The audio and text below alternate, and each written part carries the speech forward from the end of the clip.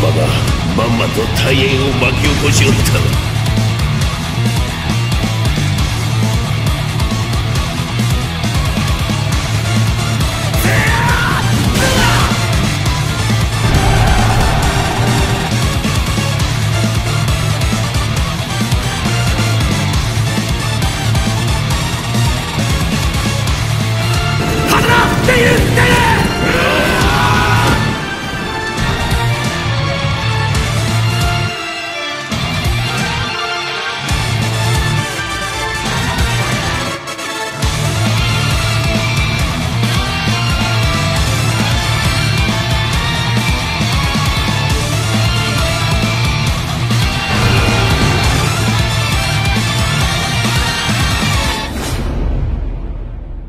Honneur à vous les gars, j'espère que vous allez bien et bienvenue sur Fumigène. Review du chapitre 800 de Kingdom.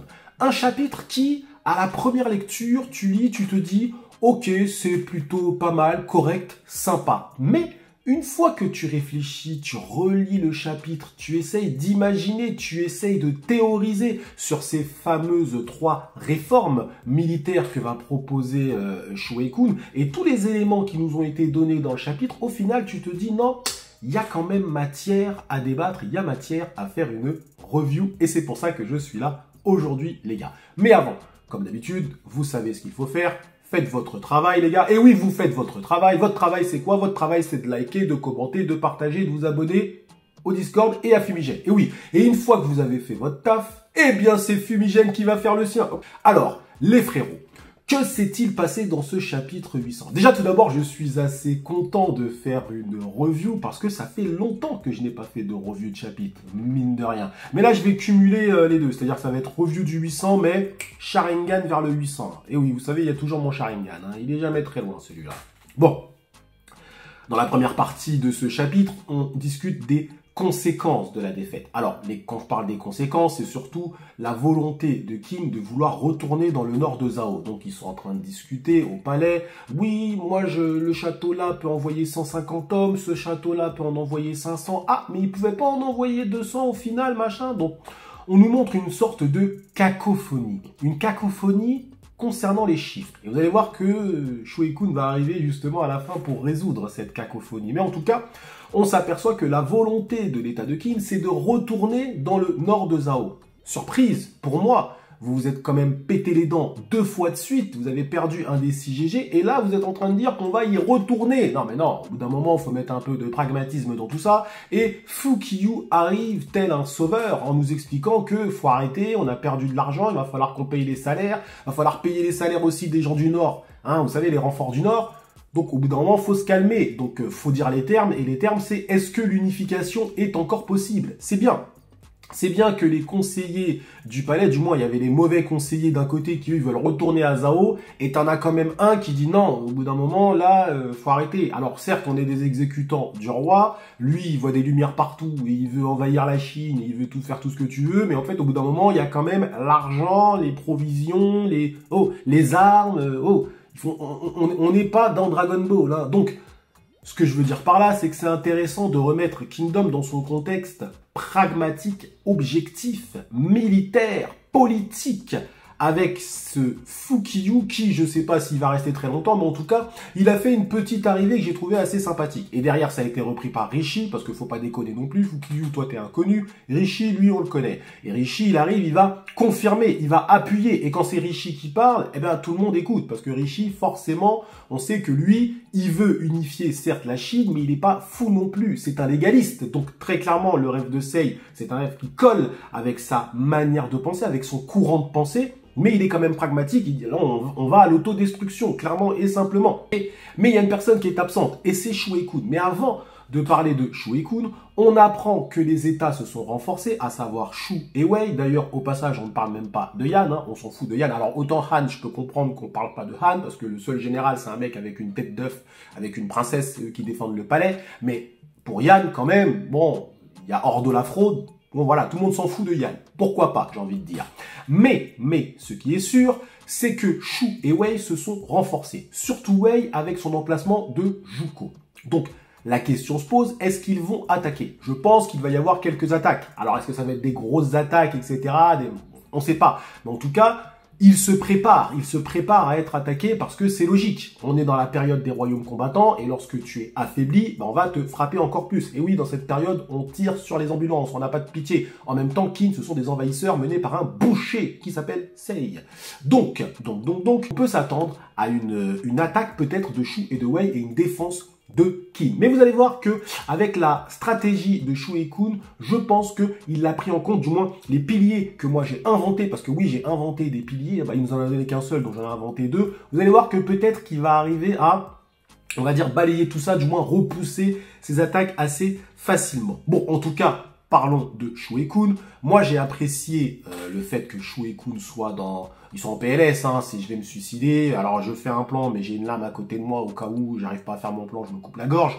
C'est bien, parce qu'en fait, Shu Kun, moi, j'étais le premier à dire que Shu Kun, c'était honteux. Depuis l'erreur Horseshoe. Ah, je le dis, hein. Depuis Horseshoe, moi, Shu Kun, déjà, il a descendu dans mon estime. Hein. Alors, quand là, il revient, il nous dit, ouais, je peux surpasser Riboku. Moi, je demande à voir. Alors, on peut surpasser Riboku, tu vois, donc, mais oui, tu peux le faire. Ok, d'accord, mais est-ce que tu vas le faire? Ça, c'est une autre... On est bien d'accord, c'est un autre débat. Alors, moi, j'aimerais bien savoir, ils sont où tous ceux qui me disaient que Shu Kun était plus fort que Mubu? Parce qu'en fait, au bout d'un moment, le mec... alors, on l'avait vendu comme plus fort que Mubu et plus intelligent que Riboku. Là, jusqu'à preuve du contraire, tout ce qu'on retient de lui, c'est Horseshoe. Donc, voilà, Shu Kun, maintenant, c'est à lui de montrer, et j'espère qu'il va montrer, mais pour l'instant... Shu Kun, tu n'es pas plus fort que Riboku. Mais attention, je précise tout de même que Shu Kun a déjà dépassé Riboku. Et c'était à la coalition, la plus grande défaite de Riboku. Donc déjà, tous ceux qui disent que Riboku est imbattable, non, arrêtez, il s'est fait gifler à la coalition. Et Shu Kun a déjà dépassé Riboku. Donc il peut le faire, oui, sauf que là, actuellement, Riboku, il est quand même très fort. Mais je vais vous expliquer pourquoi le Riboku, il gagne et pourquoi le Shu Kun, il perd. Et je pense encore une fois que la réponse, ça va être les trois piliers. Je vais vous expliquer, vous allez voir, les trois piliers, je vous jure, franchement, ils sont plutôt intéressants. Du moins, ceux que j'ai inventés. Donc, Shu Kun est en PLS. Il est en PLS, il en peut plus, il est dans son château, plus personne peut venir le voir. Même Kaioku, sa fangirl, il peut pas rentrer dans le château. Donc, forcément, on se dit qu'il va sortir avec une dinguerie. Il reste 6 jours dans son château, il se rase même pas. Imaginez à quel point Shu Kun non rasé, c'est quelque chose. Et donc, au bout d'un moment, il revient, et voilà, parce qu'il dit, c'est bon, stop à tout le monde, parce que vous êtes tous en train de parler de trucs bizarres. Même Heisei, il se dit, putain, finalement, il n'y en a pas un pour rattraper l'autre. Et on apprend que Shu Kun, au final, était venu présenter sa tête au roi. Et c'est une bonne chose. Il a bien fait de venir présenter sa tête au roi. Alors moi, j'avais dit démission, tête, on n'est pas très loin. Mais mon Sharingan a encore frappé. Je sais que vous êtes d'accord avec moi. Mais Shu Kun a présenté sa tête au roi. Le roi, bien évidemment, a refusé. En même temps, on peut se poser la question aussi et se dire que quand même, le roi, il refuse. Mais en même temps, le roi, il a personne. Je veux dire, si il perd Shu Kun, qui va faire l'invasion de la Chine? C'est pas Shogun Kun en sueur. Et c'est pas Fukiyu, lui il veut tout arrêter. Et c'est pas les autres les petits conseillers là qui voulaient retourner à Zhao avec des 150 hommes. Hein. Donc on est bien d'accord que sans Shu Kun, il y a plus personne. Et c'est pas Karyoten. Non bah si c'est Karyoten, alors si c'est Karyoten qui fait l'invasion de la Chine, alors là on y va. Alors là youpi youpla. Ah ouais non mais là c'est pas possible. Non mais là Kid ça va devenir c'est terminé Kid. Là c'est l'autodestruction pour moi. Si Karyoten fait l'invasion de la Chine, non, là c'est pas possible. Là, c'est pas Kingdom, c'est leur royaume. Bref, en tout cas, on est bien d'accord que de toute façon, il n'y a plus personne à part Shu Kun. Donc, Heisei, il est bien marrant en disant, non, je te fais confiance. Tu peux dépasser Riboku. Non, mais en même temps, frère, il n'y a personne. Si c'est pas lui, c'est personne. Parce que Wuzen, il s'est fait gifler. Et Shu Kun, voilà, il n'y a que lui, il reste que lui. Donc, bref, j'arrête les blagues, mais elle était pas mal, celle-là. Je suis sûr que celle-là, vous avez bien rigolé. Donc, Shu Kun revient, il est pas rasé. Et il prétend avoir trouvé la solution pour unifier la Chine. Ok? Alors, il y a un truc qu'il faut bien prendre en compte dans tout ça. C'est lorsque Shu Kun dit, après avoir tué un nombre de fois incalculable le peuple de Qin, machin et tout, j'en suis arrivé à la conclusion suivante, les 3 piliers, les 3 réformes militaires. Ok. Donc déjà, ça veut dire qu'il inclut le peuple de Qin dans sa solution. On est d'accord? Et au final, sa première réforme va répondre déjà à la problématique de début de chapitre, ok, mais elle va confirmer aussi ce qu'il vient de dire, à savoir qu'il va inclure le peuple, la population, dans sa guerre. C'est-à-dire que Qin va devenir une zone totale de guerre. C'est-à-dire qu'en gros, tu pourras attaquer n'importe quel château, tu peux tomber sur des Charlingals énervés. Tu vois, des Charlingals qu'on a transformés en soldats. Mais parce qu'il y a des paysans, mais c'est des paysans qu'on a transformés en combattants maintenant. Et oui, donc voilà, donc tout le monde est énervé à Kin, c'est une zone de guerre. Bref. Donc la première réforme, c'est le registre des familles. Alors, le registre des familles, au début, on peut se dire, qu'est-ce que c'est que ça? Putain, il est parti 6 jours pour nous pondre un truc comme ça, les gars. Non, mais c'est pas possible. Fallait rester 6 jours de plus. Et non. En fait, la réforme est très intéressante. Pourquoi? Parce que, en vrai, il va pouvoir mobiliser plus rapidement et plus de personnes. Pourquoi? Pourquoi plus rapidement? Parce que le fait d'avoir une affiliation directe, le fait de pouvoir dire, tiens, monsieur, si il est avec telle dame, ils ont tant d'enfants, tac, tac, tac, voici leur affiliation. Ça va lui permettre de pouvoir dire, dans ce château-là, je peux mobiliser 2000 hommes. Ok?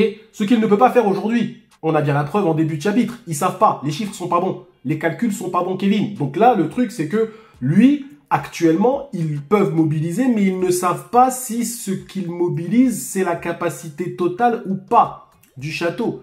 Ou le château peut mobiliser plus, ou peut-être même moins, ils savent pas. Donc les chiffres sont pas bons. Là, avec un registre des familles, ils vont gagner en précision. C'est la première des choses. Et c'est de la narration, c'est du scénario. L'auteur nous l'a teasé de toute façon dès le début du chapitre. On est bien d'accord. Et Shuei-kun vient y répondre en fin de chapitre. Le deuxième élément qui est intéressant aussi, c'est que de cette façon-là, il va pouvoir mobiliser plus d'hommes. Bah oui, il va pouvoir mobiliser plus de personnes. Parce que forcément, même ceux qui ne voudront pas aller en guerre, vous allez être dedans. Parce que vous êtes dans le registre des familles. Donc quand on va te mobiliser, tu vas pas pouvoir ouvrir ta bouche. On va te dire, tu y vas. Et oui, hashtag, ça vous rappelle pas une petite situation? Renseignez-vous sur les règles sur les lois qui ont été passées à l'Assemblée nationale à l'été dernier. Vous allez voir. Et oui, mobilisation forcée. On n'a plus le temps. Donc là, Shuei-kun explique que l'intégralité de l'état de Qin sera considérée comme mobilisable et en guerre. Mais ça va lui faire un vivier de soldats plus important. Donc, avec cette réforme, il mobilise plus vite, plus de personnes, d'accord? Et il est plus précis. Il gagne en précision. On est bien d'accord sur ça. Donc, c'est une réforme, selon moi, très importante. J'ai envie de dire, c'est le pilier, si vous préférez, administratif. Et oui, c'est le pilier central. C'est le plus important. Honnêtement, c'est le plus important. Après, pour les autres piliers, on est sur des réformes militaires. Il le dit, ce sont des réformes militaires. Dans Kingdom, la guerre, on peut faire des grandes phrases, des grandes stratégies, etc. Mais ça repose toujours sur une base classique, à savoir l'attaque et la défense. Et Shuei-kun utilise très bien cette méthode. Il l'a utilisée lors de la coalition. L'attaque, c'était Mubu. La défense, c'était Uzen. Et oui, donc là, je pense que ces piliers ne vont pas échapper à cette règle. Je pense qu'il va tout simplement faire un pilier qui sera basé sur la défense et un pilier qui sera basé sur l'attaque. Alors vous allez me dire, oh mais Fumi, c'est bien gentil ton histoire, mais ça va être quoi exactement cette histoire? Eh bien, je vais vous le dire. Eh bien, je pense que le premier pilier qui sera basé sur l'attaque sera justement en lien avec le pilier administratif, c'est-à-dire le pilier de fait de mobiliser plus de personnes. Parce que attention, c'est pas parce que tu as mis une armure à un paysan que ça devient un combattant. On a bien vu dans la bataille de Sai, ok, alors t'as beau les motiver avec un Sei qui parle et qui fait des grands discours, ça reste des paysans. Il faut que tu puisses les transformer en combattants. Donc, je pense que le deuxième pilier sera une amélioration de la capacité, on va dire, à pouvoir créer des soldats, une amélioration, on va dire, de la gestion des ressources humaines et de l'entraînement des soldats. Si vous voulez que je puisse simplifier tout ça, c'est que toute cette masse de soldats que tu vas créer, il faut pouvoir les entraîner. C'est logique. Donc, il faut que tu crées une machine à créer des soldats. Et pour ça, tu as besoin évidemment d'améliorer tes ressources, les rations, les choses comme ça. Tu as besoin d'améliorer ton entraînement. Tu dois pouvoir les entraîner pour pouvoir soutenir ton attaque. Donc, j'ai appelé ça renforcement militaire et humain. Et oui, donc tu en fais des militaires et ce sont des humains. On est bien d'accord, ok? Donc, le deuxième pilier, selon moi, c'est renforcement militaire et humain. Pouvoir transformer tous ces soldats, tous ces paysans en combattants. Donc, tu renforces l'attaque. Tu renforces l'attaque, et la défense aussi d'une certaine façon, mais tu renforces l'attaque de ton état. Et oui, parce que tu vas pouvoir, là, on le voit bien, ils veulent retourner à Azao, ils peuvent pas, ils n'ont pas assez d'hommes, ok? Eh bien, tu vas pouvoir envoyer plus de soldats plus rapidement et pouvoir recréer des attaques plus rapidement en cas de défaite. Et oui, parce que tu as plein d'hommes maintenant. Bah oui, tu as plein d'hommes, t'as forcé tout le monde. Hein. Même, je suis sûr que même les enfants, ils vont y aller dans cette histoire. Et de toute façon, là, ils sont sans pitié, les deux, là. Shuei-kun et Heisei, là, cette fois-ci, c'est tout le monde en guerre. Même les bébés, hein. Ces gars-là n'ont pas de pitié, je vous le dis. Hein. Donc, je pense que le deuxième pilier, ça va être ça. Transformer tous ces paysans en combattant, donc le renforcement militaire et humain de la puissance d'attaque de Qin. On est d'accord? Donc ça, c'est le pilier de l'attaque. Ensuite, tu vas avoir le pilier de la défense. Et ça, c'est évidemment une amélioration de toutes les infrastructures de l'État. Le troisième pilier, c'est un pilier purement défensif, je pense. Donc on va améliorer évidemment les infrastructures. On va peut-être créer des châteaux, comme Riboku arrive à créer en 1 an des châteaux version Wish. Donc eux aussi, ils peuvent le faire. Améliorer leur capacité de défense, des stratégies, les placements des troupes, etc. Mais c'est améliorer la défense de l'État en améliorant les infrastructures, tout simplement en améliorant peut-être les châteaux, en mettant des trucs de défense, tout ce que tu veux, mais ils vont améliorer, ils vont les renforcer. Donc, une fois que tu as ces 3 piliers, tu peux faire face à une attaque de Shu et de Wei, comme ça nous a été dit dans le chapitre. Tu peux soutenir ton effort d'attaque et tu peux continuer ton invasion parce que tu as plein d'hommes, tu as mobilisé plein d'hommes, donc tu peux tout le temps attaquer. Et tu as une précision dans la mobilisation et une rapidité d'action, ce qu'ils n'ont pas actuellement parce qu'on voit bien qu'ils mettent 1 an à se refaire une santé et ils sont même pas capables de se refaire une santé parce qu'ils n'ont pas assez d'hommes. Et parce qu'ils savent pas où sont les hommes. Bah oui, parce que c'est devenu vaste d'une certaine façon, Qin. Donc selon moi, voilà les 3 piliers. Un pilier administratif et un pilier basé sur l'attaque et un autre pilier basé sur la défense. C'est ma théorie en tout cas et ça me paraîtrait sincèrement logique de le faire comme ça. Et je vais vous expliquer pourquoi Qin perd actuellement à Zhao. On va me dire, bah, c'est parce qu'il y a Riboku. Oui, c'est vrai, c'est parce qu'il y a Riboku. Mais Riboku, il fait quelque chose de plutôt intéressant et c'est une thématique fil rouge qui est teasée depuis les renforts, depuis Horseshoe, hein, depuis les renforts du Nord-Est, depuis que les renforts du Nord-Est s'étaient fait découper, à savoir le fait d'être fédérateur. Riboku, il est fédérateur. C'est-à-dire que lui, il emmène ses troupes vers un objectif. Lorsque les renforts de Taigen se sont fait découper, ils se sont fait découper, je crois, par 30 000 ou 40 000 hommes. Mais c'était 40 000 hommes qui étaient fédérés autour d'un objectif, à savoir la défense de leur État. Et oui, donc c'est-à-dire que Riboku te prouve que lorsque tu as un petit groupe de personnes qui est entraîné, fédéré autour du même objectif, ils sont plus forts que 200 000 hommes. Shuei-kun l'a appris à ses dépens. Il a donné 200 000 hommes à Horseshoe. Ces 200 000 hommes se sont fait découper par 40 000 hommes. Shuei-kun le sait bien, ça. Donc Shuei-kun, je pense que, on va dire, j'ai envie de dire le 4e pilier de tout ça, c'est vraiment de fédérer tout l'État de Qin autour du même objectif, afin que lorsqu'ils vont aller dans un État, ils sont tous focalisés sur le fait de, on veut envahir la Chine, on est débouché. Vous voyez ce que je veux dire? On veut unifier le pays, façon de parler, évidemment. On est bien d'accord sur ça. Mais le problème, c'est qu'on voit bien que l'État de Qin perd actuellement parce que ce sont des armées qui sont déjà fédérées un peu à la hâte. T'as l'armée d'un tel et tout, mais ils travaillent pas vraiment ensemble. Honnêtement, ceux qui s'en sont le mieux sortis dans cette guerre, c'est Yotanwa. Elle a une armée, c'est clair, ils sont tous autour de Yotanwa. Et Shin, Shin, on sait, lui, c'est Super Shin, hein, on est bien d'accord. Donc, d'une certaine façon, ils perdent parce que ils sont pas vraiment, voilà, ça prend des armées à droite, à gauche, dans les renforts, nanani. Mais en fait, est-ce qu'ils sont tous fédérés autour réellement du même objectif? Contrairement à Riboku où on le voit bien, il y a souvent des discours. On voit Riboku quand il parle, tout le monde crie, tout le monde est autour de lui. C'est une figure limite divine, Riboku. Il est là, tout le monde travaille pour lui. Donc forcément, lorsque tout le monde est fédéré autour d'un seul et même objectif, c'est plus puissant que Qin qui arrive et chacun a un peu ses trucs, ouais, non, machin. Je dis pas que Qin n'est pas fédéré. Évidemment, Qin est fédéré, mais je pense qu'il faut faire également aussi un pilier où il faut expliquer aux gens ce que vous êtes en train de faire. Parce que là, vous êtes juste en train d'envahir. Donc je pense qu'il y a quand même un travail aussi de communication à faire au sein de l'État. On va mobiliser le registre des familles, on va leur expliquer pourquoi vous êtes mobilisables, qu'est-ce qu'on est en train de faire, qu'est-ce qu'on est en train d'essayer de créer, afin de leur donner la grinta. Lorsqu'ils vont aller en guerre, il faut qu'eux aussi ils aient la grinta, ils aient quelque chose. Et oui, et pas seulement aller prendre des postes et des choses comme ça, et évoluer dans les sphères militaires. C'est pas simplement ça, c'est aller sur le même objectif. Ce que Riboku fait très bien dans l'état de Zhao, parce que lui,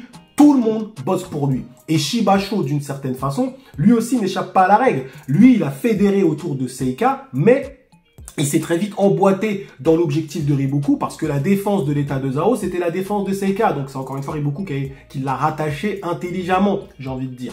Donc voilà, il y a un élément fédérateur qui est manquant selon moi par rapport à Zhao. Je dis bien par rapport à Zhao, d'accord? Il est manquant par rapport à Zhao qui est, voilà, c'est quelque chose que selon moi il faut développer un petit peu, d'accord? Donc je vous résume les piliers, les frérots. On a le pilier administratif, donc le registre des familles. On mobilise plus vite et plus de personnes et plus rapidement, d'accord, et on est plus précis aussi, d'accord. Ensuite, on a le pilier selon moi de l'attaque, donc renforcement militaire et humain, des ressources, des rations aussi, tout ça, ça va avec évidemment, mais c'est le pilier qui va servir à soutenir l'attaque. On va transformer les paysans en combattants, et oui, on va avoir des Charlingals s'énerver, ok. Et le dernier pilier, c'est le pilier de la défense, donc l'amélioration des structures défensives du pays. C'est-à-dire qu'on va améliorer les châteaux, les machins, les ceci, d'autres stratégies, peut-être même aussi les placements des troupes. On va voir un peu parce qu'on essaie de pallier à une attaque peut-être de Shu et de Wei, ça a été dit dans le chapitre. Donc voilà, et on est toujours dans l'équilibre classique à la Kingdom, attaque, défense, et là on en a rajouté un administratif à peu près. Voilà mon idée. J'ai activé mon Sharingan. On verra si le chapitre 801 me donne raison ou me donne tort, les frérots. Et oui, on verra ça. En tout cas, merci à vous d'avoir suivi cette petite review, quoique moyenne review, jusqu'au bout. Prenez soin de vous, que l'honneur soit avec Shuei-kun qui est parasé depuis 6 jours. Et dites-moi, selon vous, c'est quoi les 3 piliers? Quels sont vos 3 piliers? Que pensez-vous de mes piliers? Et vous, donnez-moi vos piliers à vous, les frérots. Allez, prenez soin de vous.